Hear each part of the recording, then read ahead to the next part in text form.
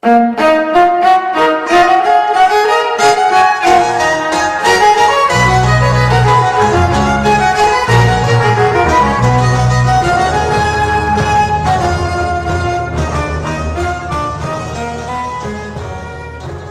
eruditos y bienvenidos a un vídeo más en la Biblioteca del Torreón. Hoy nos toca hablar de historia, de la historia del Torreón.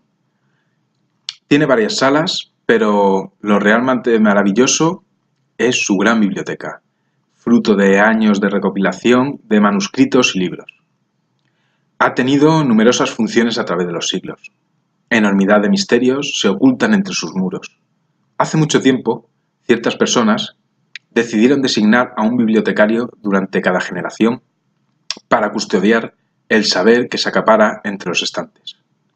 Historia, ciencia, enigmas. Una eternidad es poco tiempo para descifrar todo el conocimiento aquí impreso. Vamos a ver los sucesos que han acontecido en cada época aquí, en el Torreón. 1. Restos prehistóricos y romanos. Nos encontramos ante un enclave prehistórico. Antiguos chamanes se reunían en el lugar para realizar rituales entre piedras megalíticas. Más tarde, en la Edad de los Metales, lo usaron para enterrar a jefes tribales. Antiguos dioses se veneraban también. Los romanos respetaron el lugar adaptándolo a sus costumbres. Erigieron un pequeño templo en honor a Diana Artemisa, que continuó allí hasta que, con la llegada de la nueva religión, se derrumbó el templo pagano.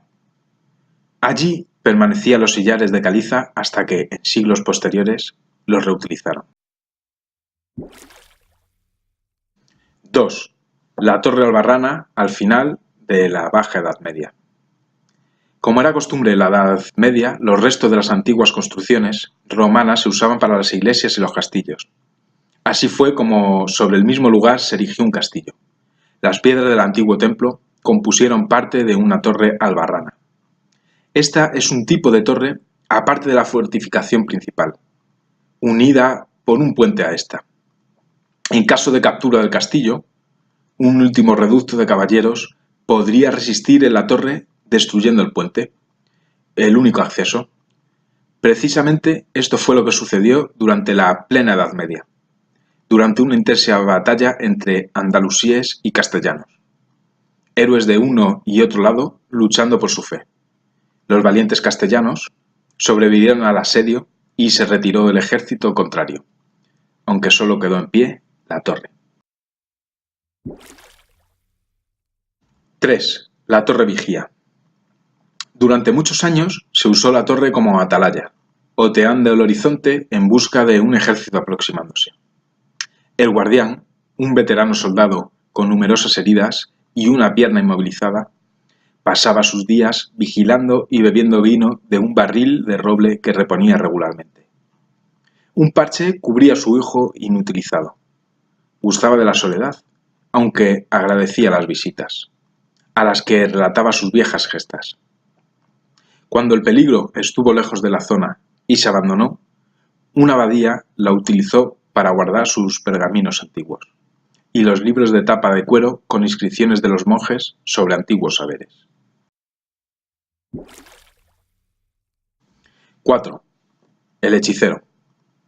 Por razones logísticas, el monasterio se tuvo que trasladar a un lugar cercano a la ciudad, por lo que el viejo torreón quedó abandonado con sus viejos y polvorientos volúmenes dentro.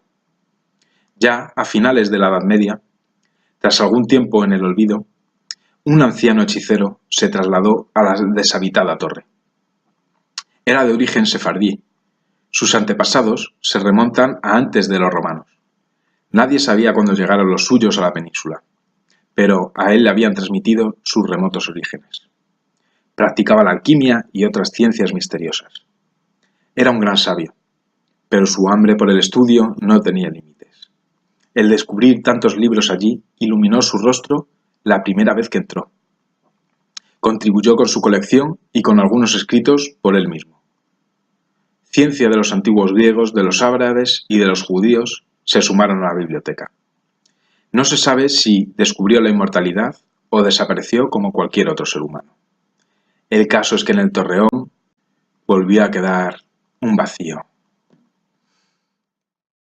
En las aldeas cercanas contaban historias de engendros creados y seres invocados que deambulaban por las noches por el Torreón y sus cercanías. 5. El noble. Pasó el tiempo y las circunstancias cambiaron. Durante los siglos de oro, un noble al que pertenecían aquellas tierras se instaló en los aledaños. Tenía gente trabajando la tierra. Todo reverdecía alrededor. Los labriegos comenzaron a usar el Torreón como granero. Las ratas corrían por los muros. El señor de las tierras descubrió la antigua atalaya y quedó fascinado. Trasladó el granero a otro lugar y ordenó reformar la torre. La hiedra había invadido los muros y mandó que se respetara la trepadora con la reforma. Lo que realmente transformó fue el interior. Lo adecuó a la época y a sus gustos. Lo llenó de arte barroco e instaló un órgano. Dejó la biblioteca tal y como la había encontrado, con su viejo aire medieval. Contribuyó llevando más tomos de la época. Terminó habitándolo y residiendo allí más tiempo que en su palacio. Su hija, heredera, compartía el gusto de su padre por la cultura y por el Torreón. Las gentes que trabajaban sus tierras la apreciaban y la respetaban, pero repentinamente se volvió huraña y solitaria. Esta chica no salía durante el día y pasaba el tiempo leyendo a la luz de un candil por la noche. El candil tintineaba por la ventana de la última planta. Las historias comenzaban a surgir entre los labriegos, sobre todo cuando el ganado aparecía inexplicablemente muerto, por las mañanas normalmente. Se decía que hubo descubierto oscuros libros de hechicería en la biblioteca y que, con ellos, había atraído a oscuros seres de tiempos pasados. Después de fallecida, había quien aseguraba haber visto a esta antigua señora de estas tierras. Se especulaba incluso con que visitó una noche a una familia. Se quedó inmóvil en la puerta de la casa, como esperando. El anfitrión, desconociendo su identidad, la invitó a pasar. No se volvió a ver a la familia con vida. 6. El abandono. A principios del siglo XIX, durante el levantamiento contra los franceses, se había visto a un ser de forma femenina rondando por el Torreón. Los bandoleros de la zona no osaban acercarse al lugar. Una secreta sociedad que acumulaba conocimientos antiguos descubrió el lugar en esta época decimonónica. Quedaron fascinados. Querían mantener todo el conocimiento a salvo de manos equivocadas que lo acapararan con malas intenciones.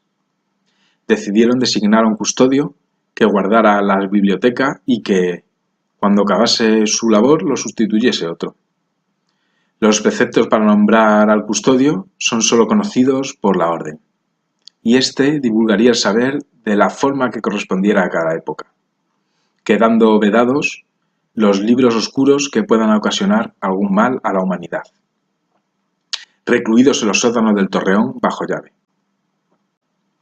¿Por qué me ha reservado la orden el honor de custodiar esta biblioteca? Es un misterio incluso para mí. Ahora divulgo los escritos que aquí hay para que todos sintamos el placer de saber. Os invito a seguir viendo vídeos con los relatos de los libros del Torreón. Un saludo y hasta el próximo vídeo.